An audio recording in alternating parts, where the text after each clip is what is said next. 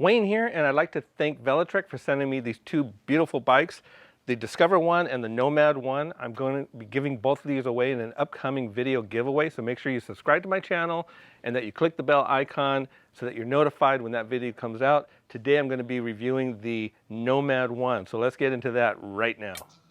This is a Class 2 e-bike called the Nomad 1 by Velotric, and Velotric is the correct pronunciation. They sent me over a sound file to make sure that I got it right, and I thank them for that. Next up, I'll be unboxing the bike, then I'll do a quick install, moving over to the specs, and then I'll take it out for a ride and let you know my thoughts on the Nomad 1. Here's a really quick view for you to see how well they packaged their bikes for shipping. They did a really great job, and it looks like they put a lot of extra care into packaging their bikes right.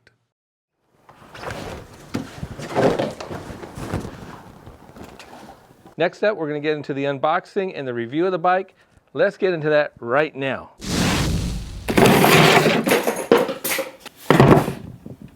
Okay, so Velotric has included a toolkit box. Pretty nice package here. You open it up and you've got the quick start guide and a manual. The packaging is really nice. They've taken a lot of special care here to package everything that could be broken in shipping by putting it in a box instead of on the bike. So yeah, you might have to take a few more minutes to put this stuff on, but I can really appreciate this. I like that they took the extra step to do this. Here is the kickstand, and underneath that, an actual little toolkit package, pouch that has everything that you'll need to probably put the bike together and have with you on the road when you're riding. Got your battery charger right here with some documentation, some tubing to make everything look nice and neat. You've got your pedals right here. Those are decent bell. All the nuts and bolts that you'll need to put everything together. A rear deflector, rear reflector.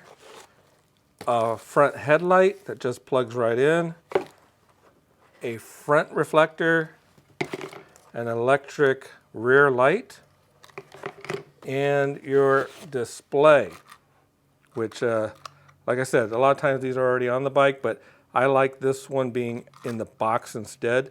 I don't want any damage when this comes, so good job, Velotric. Okay, before installing everything on the bike, make sure you remove all that foam that's connected to the bike during shipping for protection. Don't need it anymore, get rid of it. And note that the battery, don't let it fall out. It's not connected, it's not all the way in the bike, it's just resting here on this little pad to prevent any connection during shipping. I like to take it out, stick it on a charger while I'm working on it, so I have a full charge by the time I'm done riding the bike, because it comes with a bit of a charge already. So I'd like to top it off while I'm working on the bike. Velotric let me know something that I'm going to pass on to you, and that is that the handlebar stem, if you don't notice it when you get it, it's backwards. It's mounted backwards, and I think that's just for shipping so this part doesn't poke out through the box. So all you need to do is loosen the bolts on it, turn it forward, tighten it all back down, put the handlebar, and you're ready to continue your install, which we're going to do right now.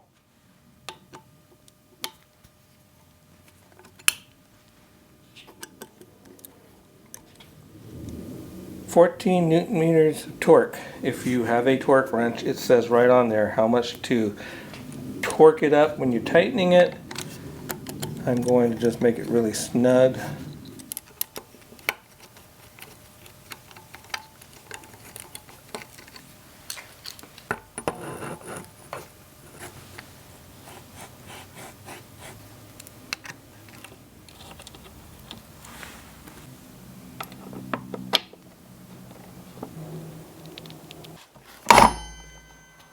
Okay, it's time to put the front wheel and tire on. So what we're going to do is we're going to remove this from the brake first, because you're going to put your brake, you're going to slide it right in between the pads there. And to get this piece off, basically just kind of stand on it and pull the bike up, kick it out of the way. Okay, so before you do this, make sure you loosen these nuts all the way on both sides. You don't have to remove them, but pull them out as far as you can, and then spread the washers out. get ready to put this in between the brakes. And since I'm doing this by myself, I'm going to grab this right here and I'm going to just lift it up. It's not too heavy without the battery in it. And I'm going to slide the brake right in between there. I'm going to fit, there it is. I'm going to fit the bike right down onto that stem and tighten this up on this side. Tighten this up a bit on this side. Then I'm going to go back over it with a wrench. Okay, I'm going to use the wrench that came with the bike.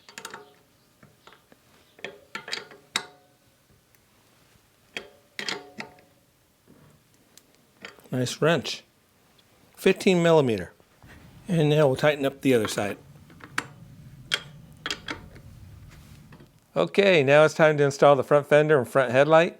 And I'm going to show you up close some of the parts that need to be removed. There is a bolt right here, a nut. Actually, I'm going to remove this. It's just finger tight.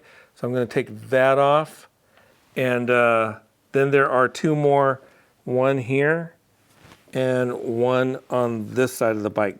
And I've already loosened them a little, so I could just remove them like that. So, all right, so once you get all those off, you're going to grab your fender. You're just going to slide it through, and there is a piece right here. See if I can show you up close again. There is a piece right up front here, that's going to slide through and attach right there. You're going to take your light and you're going to slide it right over the same screw there. I'm going to go from the front down. And then just, for now, finger tight that nut back on there. Next, you're going to take these bottom fender pieces and you're going to put them right up to the, line them right up to the holes there. And finger tighten these screws back on. And then once you get everything on, you're going to go back over all three points and make sure to tighten everything up real good. So once you get all that done, you're going to take your light cable. They're both marked with red. And you're going to fit them together and screw that down for a connection. Okay, let's get the pedals on. But take note, each side of these pedals, there is a left and a right. They're marked. The pedals themselves are marked. I don't know if you can see that or not, but the right goes clockwise and the left goes counterclockwise. So it has arrows. Everything tells you which way to go. So make sure you pay attention to that. Put it in. Go left with it counterclockwise and tighten it up in there and repeat on the other side, turning it clockwise to tighten it. All right, time to install the bell. Remove this screw down at the bottom, fit it over your handlebar like so. Put it back in and screw it on there.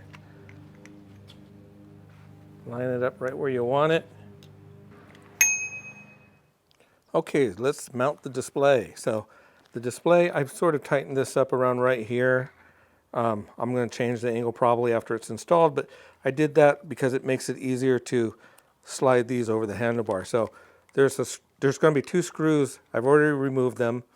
These cables I'm going to lay across the top because they're going to plug in here and here. I'm going to just now pull this open here and just slide it right over the handlebar. And there they go. They kind of snap right in. And then I will put those screws back in. Now don't over tighten these, because if you do, you'll pull right through the plastic and ruin it. So just make them snug. All right, once the display has been mounted to the handlebars, all you have to do now is match up these colors from the display to the bike. You got green with green and blue with blue. Of course, make sure you line up those pins. You don't want to bend any of these. And that is it. Okay, it's time to install the battery. That's pretty easy, but make sure you remove this piece of foam from inside this crevice here, otherwise you won't be able to get the battery in there. So make sure you remove this. This is only in there for shipping. You don't need it otherwise. Here we go. Drop it in. Make sure you hear it snap in like that, and it's ready to go. Make sure you check the air pressure whenever you get a bike before you ride it. This came with 10 PSI. It can hold up to 30. It says inflate to 30. I'm going to put 26. So I'm going to do that. I'm going to take it for a ride.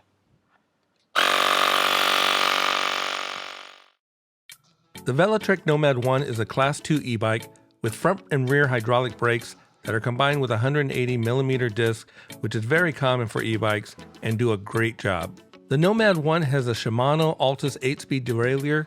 To keep everything tidy, I believe the controller for the motor has been placed in the box behind the crankset.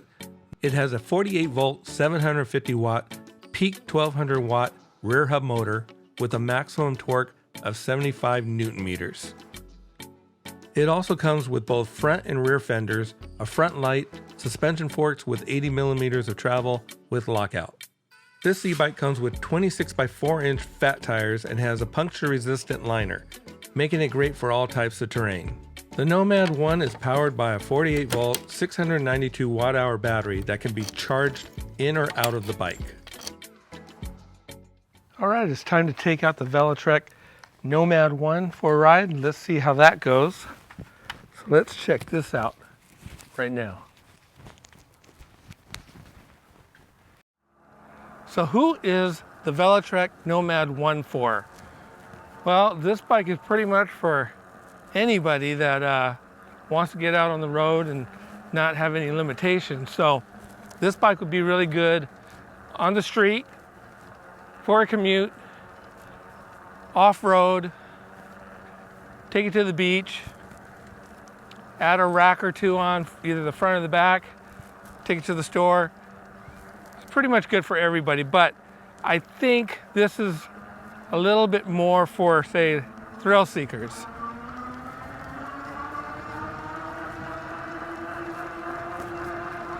So I'm in mode 5 and I'm taking this hill, no problem. 18.6 miles per hour, 19. You can see the slope behind me. 19.5. Has no problems getting up those hills. So that's a plus. I'm going to slow it down because this bike does have quite a bit of torque. So, well, look, I'm going to leave it on 5. If I start pedaling, you hear that? You hear and you feel it right away. Of course, that's on 5, but I'm going to slow this down so I can talk a little bit. This is a great street bike and off-road. It's got the big, fat, knobby tires, 26x4-inch tires. They're going to get you, off the road, pretty much anywhere you want to go. On the website for Velotric, it says that the battery, it says LG/Samsung or Samsung/LG. So maybe, I don't know if those companies, one owns the other or if it's a joint thing, but they have something to do with the battery. It's UL protected or certified. So these batteries should be pretty safe if you have any worries about batteries. I would never replace a battery on any of these electric bikes or scooters with an aftermarket knockoff. Stick with the originals, especially if they're UL tested and certified. So today I'm on the Velotric Nomad 1. It's a Class 2 e-bike, can get up to speeds of 20 miles per hour. If you want to increase that, Velotric says they can help you do that, but you need to contact them. Essentially, you'll be turning it into a Class 3 e-bike. Not something I really recommend because I think in most states, here in the US anyway, Class 2 e-bikes can ride almost anywhere. There are some places you got to check before you ride, but Class 2 is the way to go. So the Nomad 1 has a 48-volt, 692 watt-hour battery, and it has 75 Newton meters of torque, which would be enough to get you up most hills with no problem. If you're looking to get a lot of exercise, you can leave the bike in the lower modes, throttle modes of 1, 2, maybe 3, say 4 and 5 for when you need speed. The step-through model that I'm on weighs 72 pounds, and if you get the standard frame with the bar going across, the high step, that's going to be 73 pounds, so it's just a pound heavier. Not a big difference. They say the max load for this bike is 440 pounds and can hold riders from 5'1" to 6'9". So that's a pretty wide range. Oh yeah, the display has a USB port under it that you can use for your phone. It's a 5-volt, 500 milliamp hour battery. So I wouldn't use it, but if you're running out of juice on your phone and you need some juice, good to know you can plug into that and use some of your battery to keep your phone running. A couple other things to mention. The handlebars are kind of like a beach cruiser style handlebar. They really kind of curve in. Now, the display, it's bright enough for the day and night. So looks good, especially at night, but during the day, I can actually see it with no problem with the sun out. So that's a plus. We got hydraulic brakes, front and rear, and the levers on these, like most e-bikes, if you pull on the brake, it kills the motor. So that's another good safety feature right there. So who is the Nomad One for? I would say probably people that want to get a little bit more exercise, get on the road, not worry about speed, even though you can get some pretty good speeds with this. Go off-road with it, have a little fun. I think somebody like that. A commuter bike would probably be their Discover One from Velotric. Although, I mean, this is a fine bike for commuting also. Both of them are. But this one, I would say, a little bit more fun out on different terrains. So this one will probably be better, you know, in dirt areas and things like that. So I say, well, as you can see, this bike runs fine on cement. Street riding and some light off-road riding could be fun too. No, I never had a mango colored bike before. I kind of hate to see this one go. So for all the different terrains, this bike has good lockout on the forks. So you can lock this out for street riding, keep it nice and tight, loosen it up if you're gonna go off-road. This bike makes a lot of sense for being more versatile among all the different terrains. This is a really fun super bike to ride. I think anybody that gets one of these will fall in love with it instantly, especially this color in mango. They have other colors and they have a high step. This is the step through, but I think you'll love it if you get it. So if the Velotric Nomad 1 is something you've been looking for, check out my affiliate links down below. You'll get some money off. Won't cost you anything extra, so you'll save money. Helps out the channel. And get yourself one. Get out there and ride. And I'll see you on the next one.